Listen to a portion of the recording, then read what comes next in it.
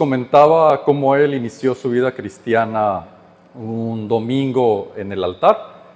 Por lo que pone en su texto, él no recordaba de qué predicó el pastor o de qué se trató el culto, pero recordaba la oración que hizo ese día, la oración por la cual decidió servir al Señor el resto de su día. Entonces, el día de hoy vamos a orar, vamos a poner las peticiones, los agradecimientos, todo en manos de Dios. Si alguien quiere pasar enfrente, si quiere tomar las rodillas en su lugar, como usted vea, vamos a dar las gracias a Dios. Hay personas todavía que están de camino de regreso de las convenciones. Se terminaron ayer las convenciones y asambleas. Otras personas, como el pastor, se quedaron allá arreglando otros asuntos. Hay personas que no pudieron estar aquí por otras razones. Mi familia tuvo que ir a un funeral de la familia en Río Verde, por eso no se encuentran aquí. David tuvo un accidente en el tráfico, por eso no ha llegado, no crean que se quedó dormido. Tuvo un accidente, pero aún así está intentando venir a adorar a la casa de Dios. Así que vamos a tomar un momento para estar orando al Señor.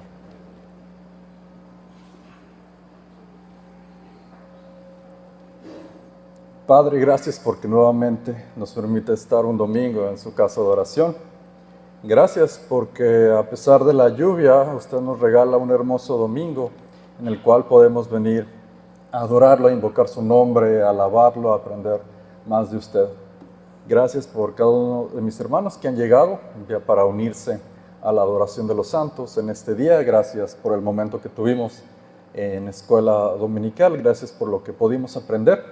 Gracias por cada una de las personas que dispusieron en su corazón poder estar ahí, Señor. Gracias también por las personas que en este momento no pueden estar aquí por razones mayores. Le pedimos que usted los bendiga en donde estén. Si alguno de ellos se encuentra adorando también en una congregación, le pedimos que los bendiga en gran manera, Señor. Y gracias también porque nos permite que estemos aquí en este día.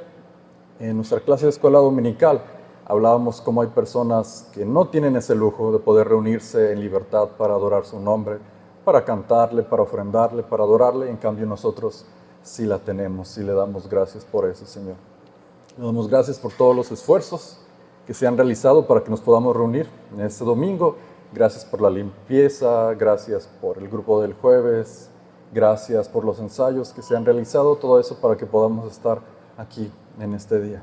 Y ahora que estamos aquí, Señor, le entregamos nuestro corazón, nuestro pensamiento, nuestra alma y estamos aquí para adorarle con todo lo que somos, Señor. A través del canto, a través de la oración, a través de la ofrenda, a través de poner atención y leer su palabra, a través de todo esto, le venimos a entregar nuestra atención y nuestro corazón, Señor. Sea con nosotros durante este domingo y permítanos que su Espíritu entre en nosotros y podamos aprender y adorar como hemos dispuesto en este día. Gracias, Padre, por sus bendiciones.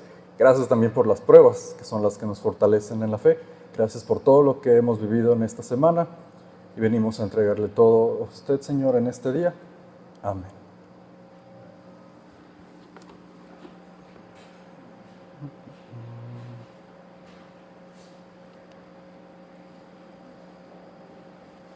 Ya estamos cerrando el año, ya viene la temporada navideña.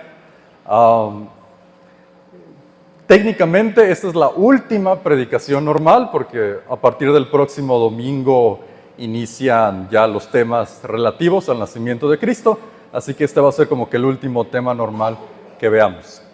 En la organización de la iglesia, ayer terminaron las convenciones y la asamblea del distrito. Si el próximo año usted tiene la oportunidad de ir, pues mejor vaya a otro lado, no vaya a ese lugar. Nosotros, el día de hoy, vamos a leer Juan capítulo 2, versículos del 1 al 12. Hace un momento estuvimos leyendo el capítulo primero, vamos a continuar con el segundo capítulo de Juan. Juan capítulo 2, versículos del 1 al 12. Lo vamos a estar leyendo de manera alternada. Juan 2, del 1 al 12.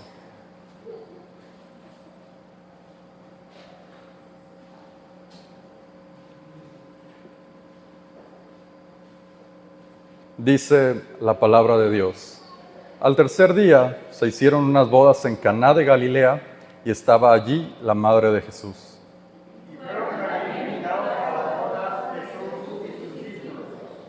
Y faltando el vino, la madre de Jesús le dijo: no tienen vino.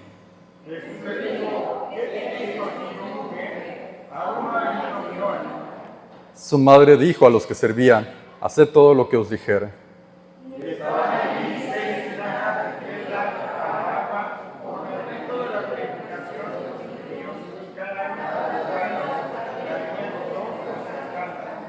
Jesús les dijo: llenad estas tinajas de agua, y las llenaron hasta arriba.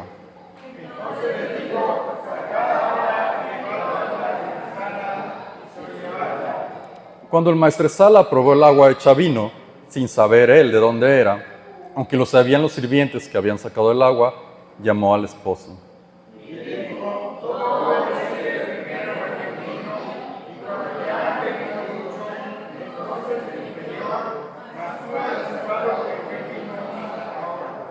Este principio de señales hizo Jesús en Caná de Galilea y manifestó su gloria, y sus discípulos creyeron en él. Después de esto, descendieron a Capernaum, él, su madre, sus hermanos y sus discípulos, y estuvieron allí no muchos días. Amén. Pueden tomar su asiento. Juan 2 es un pasaje que todos conocemos, pero vamos a darle un vistazo. Pero antes, para que iniciara el banquete de la boda de los judíos, tenían que decir una palabra. El banquete no podía iniciar hasta que dijeran esta palabra, la palabra kalaj. Cuando decían la palabra kalaj, ahora sí podía iniciar la celebración. Así que vamos a decirlo todos juntos en este día para que podamos iniciar este pasaje. La palabra es kalaj. 1, 2, 3. Kalaj. Muy bien, ahora sí podemos ver qué pasó en la boda. Lo primero que tenemos que aclarar, y por eso viene en el subtítulo en las Biblias, es que la boda fue en Caná, no en Canaán, porque puede haber esa confusión. De hecho, yo había tenido todo ese tiempo la confusión. Yo pensaba que eran las bodas de Canaán, pero no, es la boda de Caná, sin la N al final. Canaán es una región que incluye Israel, Palestina, Jordania y más cosas. En cambio, Caná, sin la N al final, era una pequeña aldea de 200 personas al norte de Galilea. Así que hay una enorme diferencia pensar que es la boda de Canaán a la boda de Caná. Pero es la boda de Caná, el pueblito con 200 personas. Y saber que era un pueblito de 200 personas es la clave para entender muchas cosas que están pasando ahí. Cuando yo leí este pasaje, lo primero que me venía a la mente, tal vez de mala forma, es de que Jesús y los discípulos habían llegado decolados a la boda. Pero no es así. Yo pensaba, a ver, Jesús no vivía en Caná, entonces ¿por qué me dice que él llega con los discípulos a la boda? Así que suponía que habían invitado a María, y María había invitado a Jesús, y Jesús había invitado a los discípulos. Que en el pasaje que estuvimos leyendo hace un rato, en Juan 1, ahí vemos el llamado de varios. Así que Jesús primero llama a varios de los discípulos, y después va a la boda. Entonces yo pensaba, pues se colaron a la boda, pero no. Los judíos antiguos y los mexicanos tenemos muchas cosas en común. Entre ellos la parte de las bodas. En las localidades pequeñas, como en las aldeas, todas las personas estaban invitadas a la boda. Así como actualmente en nuestras comunidades pequeñas mexicanas, cuando hay una boda en un rancho, pues tiene que ir todo el rancho, no solo van unas familias. Así que los judíos en sus aldeas, todas las personas estaban invitadas, de igualmente como lo hacemos nosotros. Tengo una tía, mi tía Adriana, ella es de la familia de mi papá, y ella vive en Santa Fe, un ejido en González. Así que cuando ella se casó, yo era niño, cuando ella se casó, pues todo el ejido estaba ahí, como era de esperarse. Lo que se me hizo curioso es que de repente, entre las personas del ejido, voy viendo al tío Mel. El tío Mel es tío de mi mamá, o sea, es de la otra familia, y él no vive ni siquiera en Tamaulipas, él vivía en Río Verde, en San Luis Potosí, Entonces estoy en esa boda de la familia de mi papá y voy viendo que llega el tío Mel de la otra familia, de otro estado, y llegó justamente a la hora del baile. El tío Mel siempre sabía cómo llegar a la hora de un baile y lo hizo en esa ocasión. Así que, como en las bodas de la antigüedad, como en la boda de Caná, uno nunca sabe quién puede llegar. Así que Jesús, su familia y sus discípulos están en la boda y nos dice que se acaba el vino. Para nosotros no podría sonar algo tan importante. Se acabó el vino en una boda. Las bodas de los judíos duraban días, eran banquetes de varios días, hasta 7 días. Entonces, pues es normal hasta cierto punto que se les acabara el vino. Pero para los judíos eso era una deshonra, porque significaba varias cosas. Significaba que este iba a ser un matrimonio fallido, porque ellos no pudieron administrar bien, no planificaron lo que necesitaban los invitados.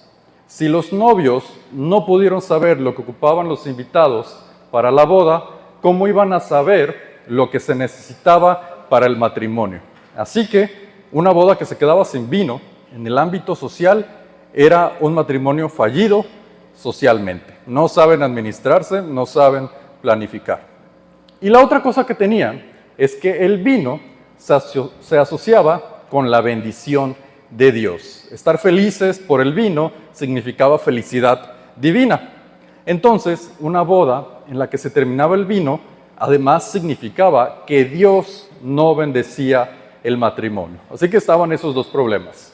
No tenían según la sociedad la forma adecuada de ser un matrimonio, no saben organizarse y por el otro lado no iban a tener la bendición de Dios. María se da cuenta que ya no hay vino y le dice a Jesús. Jesús al principio no está tan convencido, pero decide hacer algo. Dice el versículo 6, había allí 6 tinajas de piedra de unos 100 litros de capacidad cada una. Eran tinajas de las que usaban los judíos en sus ceremonias de purificación.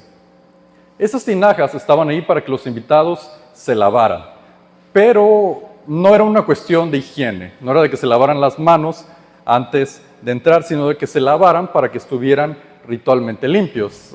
Hace unos meses tuvimos aquí una demostración con una mesa de lo que tenía que hacerse para lavarse las manos antes de comer, que no era una cuestión de higiene, sino de estar religiosamente limpios. Bueno, lo mismo aplicaba en las bodas. Cuando uno llegaba a la boda, había tinajas de piedra. Tenían que ser de piedra porque las de madera o las de barro se consideraban que podían quedar impuras, las de piedra no. Entonces estaban estas tinajas de piedra llenas con agua. Cuando uno llegaba, los mayordomos tenían que tomar el agua y vaciarlo en las personas. La persona tenía que decir una oración y ahora sí, ya está religiosamente limpio, pásele. Y el que sigue y así hasta que estuvieran todas las personas. En ese momento ya habían pasado varios días de la boda, así que las tinajas ya están vacías. Y Jesús dice, vamos a usarlas, llénenlas otra vez y que saquen un poco de esa misma agua para llevársela al maestresala. El maestresala que era el encargado del banquete. Y dicen los versículos 9 y 10. Entonces el encargado se acercó al novio y le dijo, todos sirven el mejor vino primero y después, cuando los invitados ya han bebido mucho, les sirven el vino barato. Pero tú has guardado el mejor vino hasta el final. Esta historia la he escuchado en muchas bodas, pero regularmente cuando se habla de esta se les va unos pequeños detalles. El apóstol Juan es quien escribe esta historia. Juan no salió de la nada como los demás discípulos. Juan el apóstol fue discípulo de Juan el Bautista. Así que él veía el ministerio de Jesús de una forma distinta a los demás. Y en este pasaje, en Juan 2, en las bodas de Caná, Juan nos da 2 pistas para que sepamos que está pasando algo más importante en la boda. La primera está en el versículo 1, que leímos hace rato, donde nos aclara que la boda y el milagro del vino ocurrieron al tercer día desde que Juan el Bautista anunció la llegada de Jesús. En la lectura que tuvimos hace rato en el servicio, hablaba precisamente de eso, de cuando Juan anuncia de que el Mesías había llegado. Y 3 días después de que Juan hizo ese anuncio es cuando Jesús convierte el agua en vino en esta boda. El tercer día es muy importante en la Biblia, por muchas razones, pero tomé la que viene en Éxodo 19:11, que dice: y estén preparados para el día tercero, porque al tercer día Jehová descenderá a ojos de todo el pueblo. Regularmente en la Biblia, cuando habrá una revelación divina, hay 3 días de espera entre ese momento. Así que en lo que Juan anuncia, este es el Cordero de Dios, y el vino que hace Jesús, pasan 3 días. Esto es muy importante. Además, los judíos, por alguna extraña razón, los judíos pensaban que Dios tenía una reserva de vino, que en el 6º día que Dios terminó la creación, se hizo una reserva de vino que él tenía guardada desde la creación hasta la llegada del Mesías. Esto era parte del folclore judío que ellos tenían. Hay una reserva de vino que Dios tiene guardada y que va a liberar cuando llegue el Mesías. Entonces, Jesús toma las tinajas vacías que usaban las leyes religiosas y hace que de ellas fluya el tan esperado vino del Mesías. Jesús, en el lenguaje de los judíos que estaban ahí, Jesús les está diciendo: ya estoy aquí.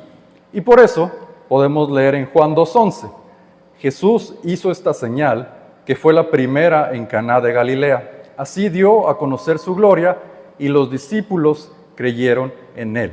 Los discípulos entienden quién era Jesús y creen en él. Han pasado los 3 días desde el anuncio de Juan y ahora, como estaba en la Biblia anteriormente, en el Antiguo Testamento, han pasado los 3 días para la revelación de Dios y ahora de estas tinajas vacías está saliendo un vino que es mejor que el vino anterior.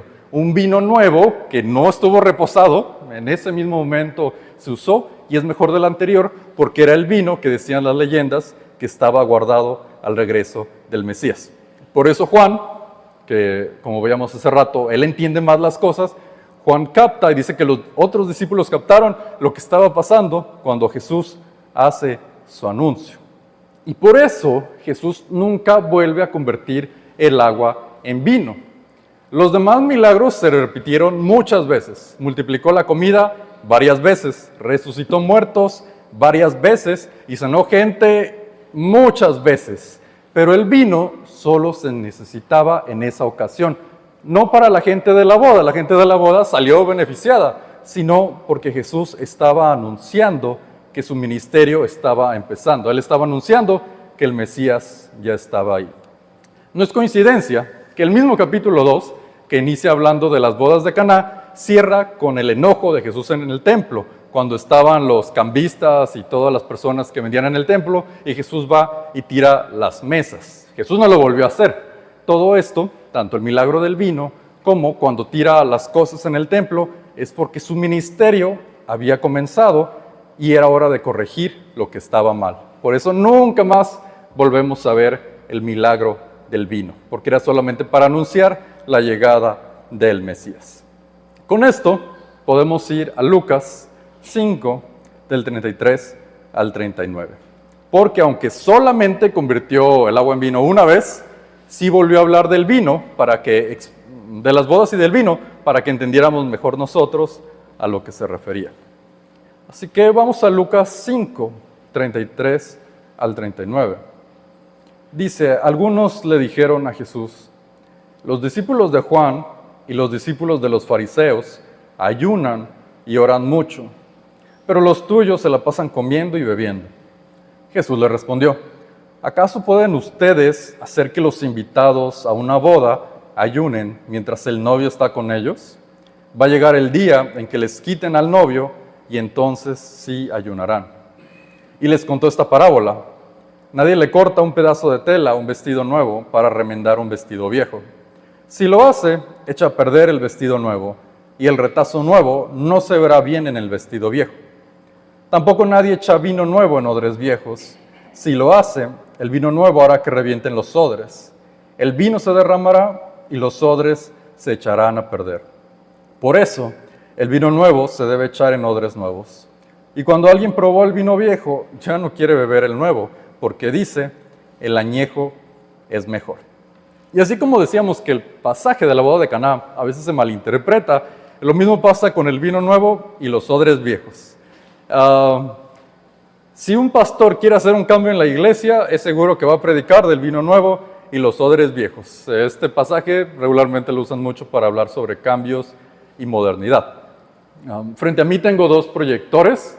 Esos no estaban hace unos años. Antes, cuando queríamos poner algo, se acordarán que teníamos una mesa aquí y tenía un proyector de acetatos. Probablemente Joyce no sepa qué son acetatos, no importa Joyce. Pero aquí teníamos nuestra mesa con acetatos y teníamos una pantallota blanca gigante aquí también para ponerlos. Ahora, poner acetatos era visto como un castigo porque nadie quería poner los acetatos. Recuerdo a Eddie, un joven que vino por un tiempo aquí en la iglesia. Recuerdo un domingo que Sabino le dijo, oye Eddie, ¿puedes poner los acetatos? Y Eddie, sí, claro Sabino. Y 3 bancas más adelante estaba otro muchacho de la iglesia y va Eddie y le dice, oye, dice Sabino que si puedes poner los acetatos. Y, sí, claro. Ella vino a poner los acetatos. Nadie quería poner los acetatos en ese entonces. También aquí cambiaron otras cosas. Antes había un telón, había un barandal, la consola estaba aquí y todo eso se quitó para adoptar un estilo minimalista. A final de cuentas, los cambios son consecuencias de nuestro tiempo y lugar. Imaginemos que un día llegara aquí a la iglesia el apóstol Pablo. Viene de vacaciones y ese día toca que tomemos la comunión y entonces él ve la mesa que se pone aquí enfrente, y el apóstol vería los vasitos y diría algo como que, ¿y el vino? ¿Dónde dejaron el vino? Y preguntaría, ¿por qué no hay vino en la mesa del Señor? Y alguien, seguramente el hermano Andrés, se va a parar enojado a decirle, pecador, ¿cómo que quiere vino en la casa de Dios? Y el apóstol diría, los pecadores son ustedes que no tienen vino en la cena del Señor. Y sería una pelea que no iba a terminar. Por cómo lo hacían ellos a cómo lo hacemos nosotros. Y después, él me diría a mí, ¿y tú qué haces ahí parado? Llevo aquí un buen rato parado desde escuela dominical y diré al apóstol, ¿qué haces ahí parado? Porque la enseñanza en los tiempos de Jesús y los apóstoles era todos sentados. Se sentaban juntos para escuchar la palabra de Dios. En la sinagoga estaban sentados, en el sermón del monte estaban sentados, toda la enseñanza que se daba en ese entonces era sentados. Así que el apóstol se preguntaría, ¿qué estoy haciendo aquí parado? Ya que no lo hacían como lo hacemos ahora. Así que, para bien o para mal, las cosas cambian. Sin embargo, cuando Jesús habla del vino nuevo, no está hablando nada con eso. Los cambios o las ocurrencias no son el vino nuevo. En el versículo 33 le preguntan a Jesús, ¿por qué sus discípulos no ayunan como los discípulos de los fariseos o los de Juan el Bautista? Los judíos de ese entonces, a diferencia de lo que leemos en la Biblia, los judíos de ese entonces solamente tenían que ayunar una vez al año, en el día de la expiación que marca el libro de Levítico. Ese era el único ayuno obligatorio. Todos los demás, cada quien los podía hacer cuando quisiera. En cambio, los fariseos y sus discípulos ayunaban 2 veces a la semana, lo que para actualmente es lunes y jueves, era cuando ellos estaban ayunando, y lo hacían para que vieran, nosotros somos los más santos, estamos ayunando los lunes, estamos ayunando los jueves, y ustedes nada más ayunan una vez al año. Juan y sus discípulos eran algo distinto. Juan fue el último de los profetas y su misión era anunciar la llegada de Cristo. Y como los profetas del Antiguo Testamento, Juan y su gente estaban alejados de la sociedad, usaban ropas que no usaba el resto de la sociedad y bueno, ellos tenían una dieta muy curiosa.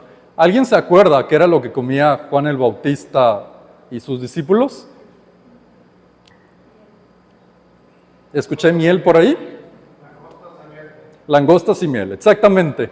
Lo que actualmente conocemos como saltamontes, eso es lo que comía Juan. en nuestro contexto, langosta. Langosta, no. Langosta de ellos, o sea, saltamontes. Eso era lo que comían Juan y sus discípulos, ya que su misión era verse totalmente alejados de la sociedad. Por eso ellos vivían en las afueras, cerca del río Jordán. Por eso usaban ropas de piel de camello y por eso lo único que podían comer era saltamontes y miel silvestre. Jesús le respondió: ¿acaso pueden ustedes hacer que los invitados a una boda ayunen mientras el novio está con ellos? Va a llegar el día en que les quiten al novio y entonces sí ayunarán. Así que vamos a volver al tema de las bodas. Como les decía, Jesús volvió a entrar en el tema del vino y de las bodas. El versículo, cuando dice Jesús, ustedes pueden hacer que los invitados a una boda ayunen, el versículo 34, en nuestro español dice invitados, pero el Evangelio de Juan fue escrito en griego, y en el griego original dice la palabra ninfonos. Jesús dice que los ninfonos no pueden ayunar. Los ninfonos no eran los invitados, porque recordamos que todo el pueblo estaba invitado. Los ninfonos eran los amigos cercanos del novio.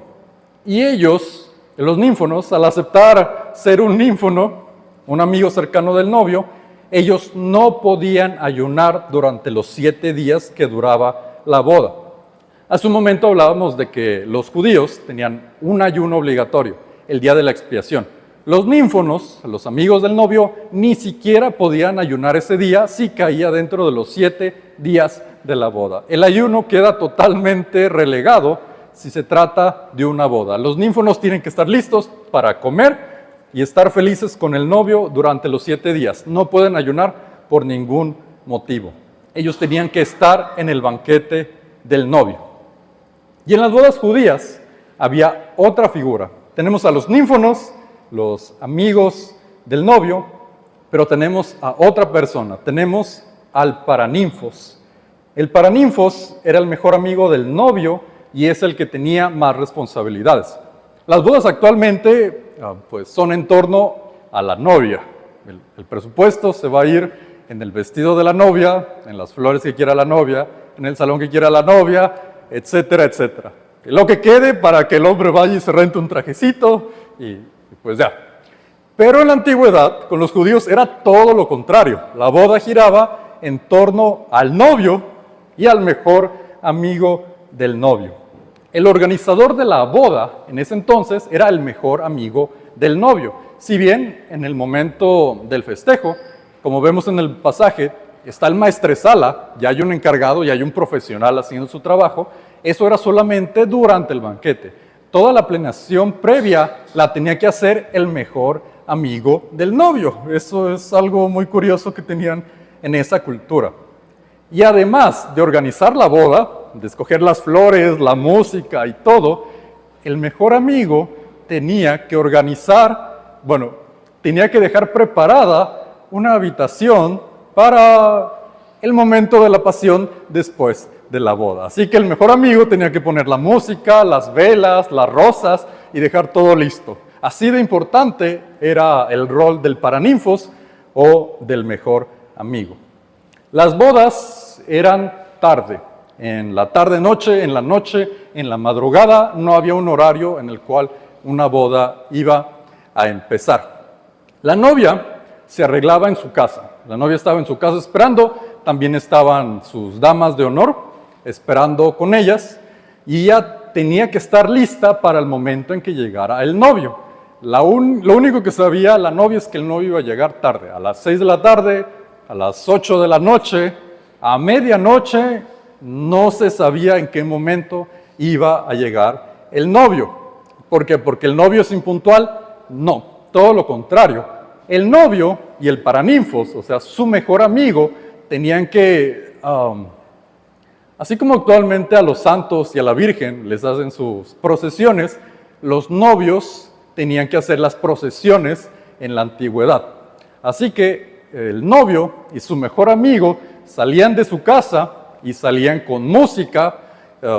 Aquí en México llevarían un mariachi y tenían que pasar por todo el pueblo, por las calles. Si había plazas, tenían que ir a las plazas. El punto es que todo el pueblo se enterara que se estaban casando. Por eso iban ellos dos y atrás de ellos iba la música, la gente los detenía para darle una bendición, para darle buenos deseos, y ellos tenían que pasearse por todas las calles del pueblo, quedarse si hubiera una plaza o un parque para que todas las personas los vieran. Los niños tenían que correr alrededor de ellos, las señoras a veces les daban fruta, era todo un espectáculo. Y mientras ellos caminaban y sonaba la música, el paraninfos, el mejor amigo del novio, tenía que ir gritando que el novio ya estaba llegando, que el novio se acercaba. Y la novia nada más escuchaba, porque pues, era un pueblito, no había como que mucho ruido, mucha contaminación de ruido. Entonces ella escuchaba a lo lejos los gritos del mejor amigo del novio, que el novio ya se acerca y escucha la música y ella tiene que estar lista para el momento en que llegue, porque puede que se regresó, porque también era muy importante que pasaran por las casas de los familiares para que les dieran su bendición. Así que puede que ya se regresó, no ya está avanzando, no ya viene más cerca, pero la novia tenía que estar lista para cuando escuchara la voz del mejor amigo. Cuando ellos finalmente llegaban, que como decíamos puede ser a cualquier hora, cuando finalmente llegaban, la novia se les unía a ellos y caminaban de regreso, ya no por todo el pueblo, ya caminaban directamente desde la casa de la novia a la casa del novio. Actualmente la boda religiosa pues se hace aquí en la iglesia o hay alguna capilla en el salón. En ese entonces no. La ceremonia religiosa se hacía en la casa del novio, porque era donde iban a vivir. Digamos que en la antigüedad también se parecía mucho a las familias mexicanas actuales. En la antigüedad no había Infonavit, no había bancos, no había hipotecas. Entonces cuando alguien se iba a casar, construía un cuarto en la casa de los papás y ahí es donde iba a vivir posteriormente, y cuando tuviera hijos igual iba a construir otro cuarto y así se hacía sucesivamente. Era como se manejaba. Entonces, como ellos iban a vivir ahí, la ceremonia religiosa, la bendición de Dios, tenía que ser ahí mismo. Así que llegaba el mejor amigo del novio anunciando al novio, llegaban y se iban todos juntos, se les unían los familiares y llegaban el mejor amigo del novio, el novio, la novia, sus familiares atrás, y la música llegaban finalmente para tener la ceremonia. Ahí en la casa del novio tenían era breve, realmente no le daban mucha importancia. Bueno, no están mis papás, así que lo puedo decir. Cuando se casaron ellos en 2006 aquí, recuerdo que el culto duró tanto que varios de mis primos se quedaron dormidos, y está gracioso porque en el video de la boda, pues cuando hacías en la toma, varios de mis primos ya estaban dormidos. Incluso unos de mi edad que ya estaban más grandes se quedaron dormidos porque el pastor David andaba muy emocionado esa noche y predicó mucho. En cambio con los judíos, la ceremonia era un momento muy breve. Cuando les daban la bendición de Dios, recordemos que el mejor amigo, además de tener organizado el banquete, el mejor amigo también tenía que preparar la habitación. Así que terminando de recibir la bendición, el novio y la novia se iban a la habitación que ya había preparado con música y con velas aromáticas, el mejor amigo, y ellos entraban a la habitación. Ahora pasaba algo que en nuestro contexto actual sería totalmente extraño, pero en el contexto de ellos era algo normal. Cuando ellos entraban a la habitación para consumir el matrimonio, el mejor amigo del novio tenía que estar cerca de la puerta. Tenía que estar cerca de la puerta para escuchar que se estaba consumiendo el matrimonio. Y cuando el mejor amigo del novio escuchaba que ya estaban teniendo relaciones, escuchaba los ruidos de la pasión, tenía que correr, salir de la casa, ir a donde estaba el banquete y ahora sí gritaba kalaj, que significaba que los novios ya estaban en lo suyo y los invitados ya podían empezar a comer y a beber y a disfrutar. La fiesta no empezaba hasta que los novios estuvieran haciendo eso y que no se anunciara públicamente que ya estaba pasando. Así que la gente empezaba a estar feliz, a comer, a beber vino, porque pues el matrimonio ya estaba haciendo lo suyo. Y esa era la palabra que indicaba que ya los novios estaban en lo suyo y ya podía iniciar el banquete. Jesús mencionaba que los discípulos eran sus amigos cercanos. Entonces, si ellos eran los amigos cercanos, ¿quién era el mejor amigo de Jesús? ¿Alguien sabe quién era el mejor amigo de Jesús? Exactamente. Y de hecho, Juan mismo lo dice en Juan 3, 25 al 29. Entonces empezaron a discutir los discípulos de Juan y un judío acerca de la ceremonia de purificación. Aquellos fueron a ver a Juan y le dijeron: Maestro, el que estaba contigo al otro lado del río Jordán, aquel del que tú mismo hablaste, ahora está bautizando y todos lo siguen. Juan le respondió: Nadie puede recibir nada si Dios no se lo da. Ustedes saben muy bien que yo dije: yo no soy el Cristo, sino que fui enviado delante de él. El que tiene a la novia es el novio, pero el amigo del novio, que está a su lado y escucha la voz del novio, se llena de alegría al oír su voz. Así estoy yo, lleno de alegría. Así que Juan nos confirma, él mismo nos dice que él era el mejor amigo de Jesús. Por eso él estaba encargado de preparar la llegada y anunciarle a la gente que Jesús iba a llegar. Pero parece que les querían poner una trampa. Y aunque son libros distintos, Jesús en Lucas y a Juan el Bautista en Juan, porque a Jesús le preguntan: ¿por qué no eres como Juan? Y con Juan le preguntan: ¿por qué no eres como Jesús? Así que pareciera que les querían poner una trampa, pero ambos responden con el mismo espíritu. Juan acepta que ya cumplió su misión.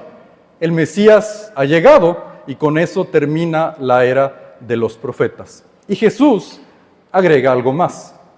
Dice en Lucas 5:37, tampoco nadie echa vino nuevo en odres viejos.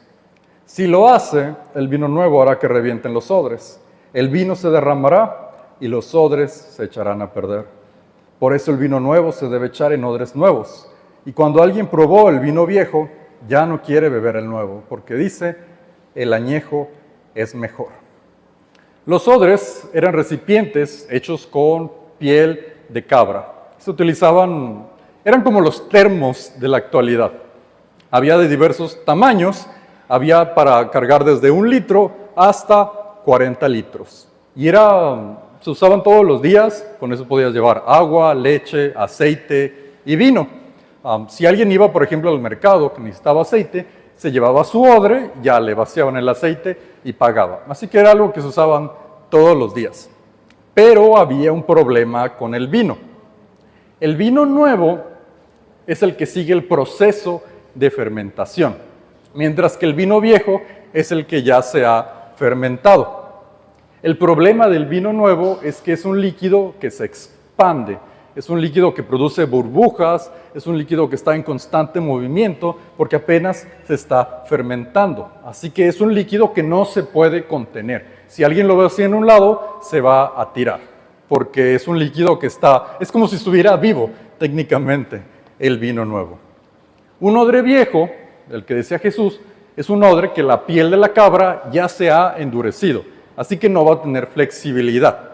Y ese se podía usar para cualquier otra cosa. Servía para el agua, para el aceite, para la leche, para el vino normal, pero no se podía usar uno de vino nuevo, ya que el líquido, al estar en constante cambio, iba a reventar el odre viejo.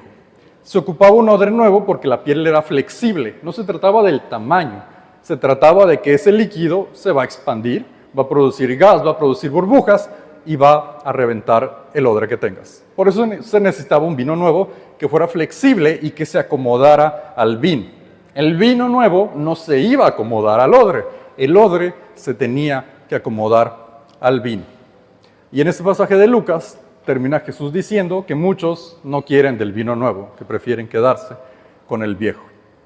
Hace unas semanas, el pastor Dale de la iglesia Kingsway en Arizona publicó que el cristianismo es la única verdadera religión, y que todas las demás llevan al infierno. Y un pastor que conozco le respondió, todas las religiones llevan al infierno, solamente Cristo salva. Y cuando leí esto, pensé que no podía haber un mejor ejemplo de los odres que este. Creer que una religión salva es el odre viejo del que estaba hablando Jesús. ¿Por qué? ¿Porque venir a la iglesia nos salva? No, al contrario. Nosotros venimos a la iglesia porque amamos al que nos salvó. Es una diferencia muy grande. Venir aquí no nos salva, sino que venimos porque amamos a Dios. Y es la razón por la que estamos aquí. Por eso el vino nuevo, del que tanto hablaba Jesús, representaba su evangelio, su mensaje, su salvación, su espíritu. Y los odres viejos, que se referían al sistema religioso de ese entonces, iba a ser reventado por el nuevo mensaje de Jesús. El evangelio tenía que quebrar ese sistema que estaba en ese entonces, porque ese sistema nos dejaba fuera a todos nosotros. No solo no acercaba a Dios, sino que al contrario, nos alejaba. De antemano no somos judíos, así que no hubiéramos podido ser salvos. No podemos ir una vez al año a Jerusalén, así que no hubiéramos podido ser salvos. Pero a través del evangelio de Cristo, con el vino nuevo, sí podemos serlo. Y aquí pudiéramos terminar dándole gracias a Dios por habernos dado de su mensaje y ser accesible con todos nosotros a que podamos acceder a la salvación, pero hay un problema. El evangelio de Jesús quiebra el sistema que tenían los judíos en ese entonces, el sistema que ellos mismos habían creado, supuestamente basándose en la Biblia. El problema es que después surgieron otros sistemas que los mismos creyentes han hecho. En los 90s, por ejemplo, tuvimos el sistema de las ventas. Vamos a llamarlos así. El evangelismo y los métodos de ventas se mezclaron. De hecho, no había casi forma de diferenciarlos. Y teníamos folletos, campañas, los cubos, teníamos talleres de evangelismo, e incluso teníamos el lema, el de cada uno gane uno. Y hubo gente que era muy buena con esto, y hubo otra gente como yo, que durante esa época pues nos fue muy mal porque no se nos daba. Después llegó Steve Jobs, el cofundador de Apple, y Steve Jobs dijo, lo importante en las ventas no es el método, está en la presentación. Y unos años después, las iglesias volvieron a tomar ese tipo de énfasis y cambia el nuevo sistema. Y ahora en las iglesias comenzamos a ser minimalistas, lo que estábamos hablando hace rato. Empezamos a quitar las cosas de enfrente para que se viera más pulcro, más minimalista. Y no solamente fue en la parte visual, los programas también cambiaron. Poco a poco se fue quitando la liturgia, se quitaron los testimonios, se empieza a quitar todo, se queda más la alabanza como un preludio del mensaje, y la parte del mensaje queda como lo principal, lo bueno, lo importante, y todo lo demás se le fue quitando la importancia. Después, en California, de nuevo en California, si usted quiere ver lo que va a pasar en las iglesias en 10 años, mire lo que está pasando en California.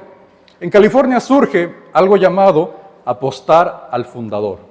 Apostar al fundador significaba, era algo que tenían los inversionistas, deja que el que inició la empresa haga lo que quiera porque va a crecer y va a resultar en mucho dinero.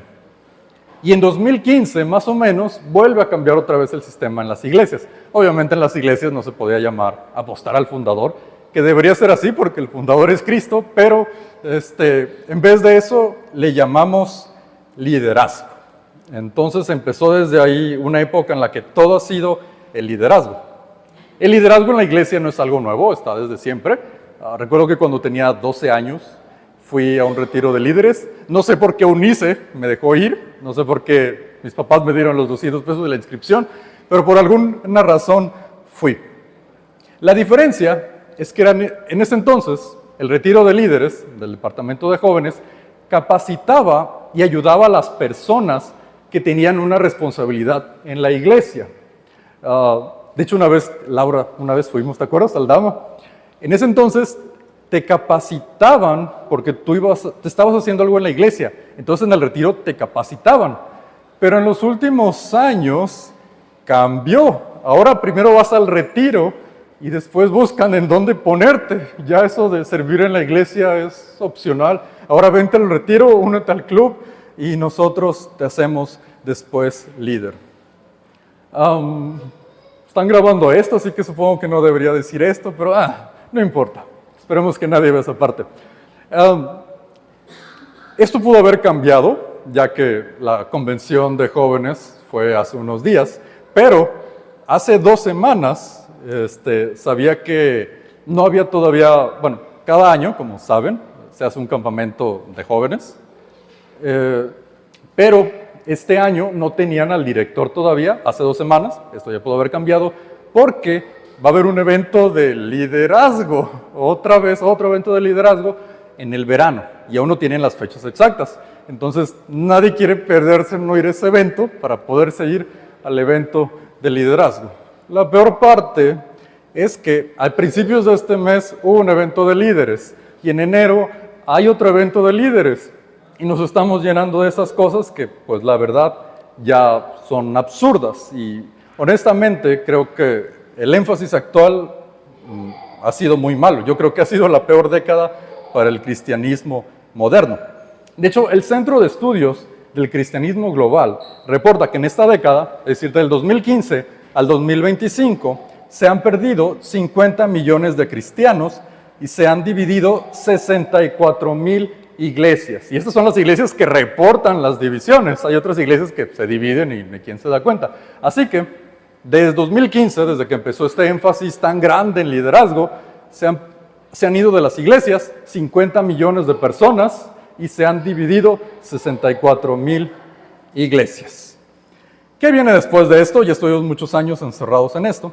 El mes pasado leí un libro muy bueno de Jim Murphy que se llama Excelencia Interna. Y Jim Murphy actualmente es un entrenador, pero él es un ex-beisbolista de los Cachorros de Chicago y es cristiano. Y en su libro habla de liderazgo. Pero para Jim, el liderazgo es amor y es servicio. Amor y actitud de servicio hacia las personas que nos rodean, hacia nuestros competidores, hacia nuestros compañeros y, por supuesto, hacia Dios. Jim dice, ¿quieres ser mejor en tu trabajo? Tienes que ser mejor cristiano. Dice, mejor cristiano va a ser el apoyo para que seas mejor estudiante, mejor vecino, mejor hijo, mejor todo. El servicio y el amor, dice Jim Murphy, es la cualidad principal. Así que mientras muchos cristianos siguen estancados en que les enseñen en cómo mandar, atletas profesionales y empresarios importantes de Estados Unidos están aprendiendo a amar y a servir. Y esto va a llegar a la iglesia como en 5 o 7 años, van a hacer talleres y seminarios de estas cosas, pero la buena noticia es que no tenemos que esperar a que eso pase, porque Jesús nos hizo libres. Esa fue la razón por la que Él vino. Y el sistema que nos excluía a nosotros, porque somos mexicanos, Él lo quebró para que pudiéramos tener su salvación. Juan 1:10, 17 dice, el que es la luz estaba en el mundo, y Dios creó el mundo por medio de él, pero el mundo no lo reconoció. Vino este mundo que es suyo, y los suyos no lo recibieron. Pero a todos los que lo recibieron, a los que creen en él, les dio el derecho de ser hijos de Dios. Los hijos de Dios no nacen de la sangre, ni por deseos naturales o por voluntad humana, sino que nacen de Dios. Y la palabra se hizo hombre y habitó entre nosotros, y hemos visto su gloria, la gloria que le pertenece al Hijo único del Padre, en el que abundan el amor y la verdad. Juan habló de él, y a voz en cuello gritó, este es del que yo les había dicho, que venía después de mí, pero él es más importante que yo, porque existía antes que yo. De la abundancia que hay en él, todos hemos recibido bendición sobre bendición. Por medio de Moisés recibimos la ley, mientras que por medio de Jesucristo recibimos el amor y la verdad. Jesús nos libera, pero después nosotros seguimos haciendo sistemas para oprimirnos. Al menos así me pasó a mí.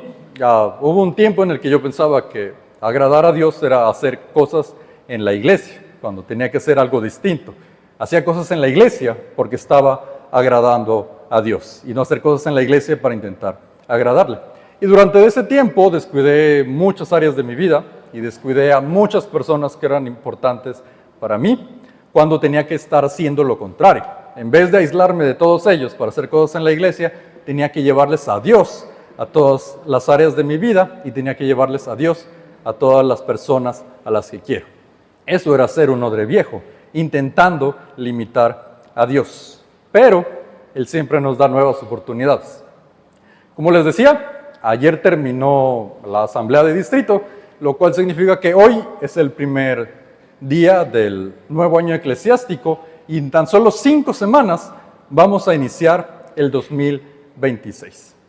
¿Qué va a querer para año nuevo? Para sus propósitos, todavía tiene tiempo para pensarlo. ¿Pero alguna vez hemos pensado qué querría Dios? ¿Qué querría el ser creador del universo? ¿Qué podría querer Dios? ¿Que lleguemos más temprano? ¿Que nos portemos bien? No. Dios nos quiere a nosotros. Por eso Él hablaba del vino nuevo y de los odres nuevos. Porque Él nos quiere a nosotros, pero nos quiere completos. Dios nos quiere cuando adoramos y nos quiere cuando trabajamos. Nos quiere cuando estamos aquí y nos quiere cuando nos vamos. Así como el nuevo vino se expande y no se puede contener, porque si uno trata de contenerlo, quiebra. De esta misma forma, en este nuevo año eclesiástico que iniciamos hoy, y el nuevo año que vamos a iniciar en 5 semanas, dejemos que Dios se expanda por nuestra vida y abarque todo. No solo lo dejemos en lo que consideramos el área espiritual, dejemos que abarque todo. Nuestra familia, nuestra salud, nuestro trabajo, incluso nuestros deseos, podemos dejarle a Él todo. Pero es que a Dios no le importa si empiezo a comer bien, a Dios no le importa si quiero acercarme a mi familia. Claro que a Dios le importa, Dios quiere llenarlo completamente, Dios quiere llenarnos completamente en todas nuestras áreas de la vida. Por eso Jesús hablaba del vino nuevo. No se trata de limitarlo, se trata de que le demos todo. Y vamos a orar en esta tarde ya. Vamos a orar, posteriormente vamos a estar recogiendo las ofrendas y vamos a cantar.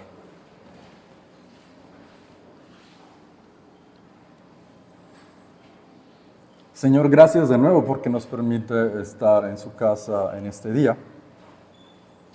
En este momento, lo hacemos durante todo el servicio, pero en este momento especialmente, le abrimos nuestro corazón para que usted pueda indicarnos alguna enseñanza, alguna palabra que tenga para nosotros en este momento. Abrimos nuestra mente y nuestro corazón para que su espíritu pueda entrar a nosotros y podamos aprender más de usted, de su voluntad, de su palabra. En este momento es cuando reflexionamos más en usted y nos abrimos para poder aprender. Y no que se quede en conocimientos, no que se quede en palabras, en textos, sino que crezca, se expanda y se convierta en algo que sea de transformación en nuestras vidas. Crecer en su espíritu, como dijo el apóstol Pablo, es algo que nunca terminamos, es un proceso que dura toda la vida. Y estamos más que felices de dejarlo a usted en nuestras vidas. Nuestros propósitos, nuestros anhelos, nuestros problemas, y en las cosas que nos molestan, en todo dejamos que usted entre en nuestra vida, Señor. Y ahora que iniciamos un año nuevo, que no sea un nuevo año de programas, de fechas, sino que sea un año en que lo podamos entregar todo. Y a través de entregarle todo, usted nos pueda enseñar ahora sí sobre programas, sobre fechas, pero que no se nos olvide nunca que lo importante es que usted se expanda a través de nuestras vidas. Que usted se expanda a través de las vidas de todas las personas de la congregación. Y solo así podremos ver un gran cambio, Señor. Solamente si dejamos que usted se expanda a través de nosotros. Gracias, Señor, porque nos permite estar aquí para adorar, para bendecir su nombre, para bendecir a nuestros hermanos. Y vamos a seguir adorándole, Señor. Amén.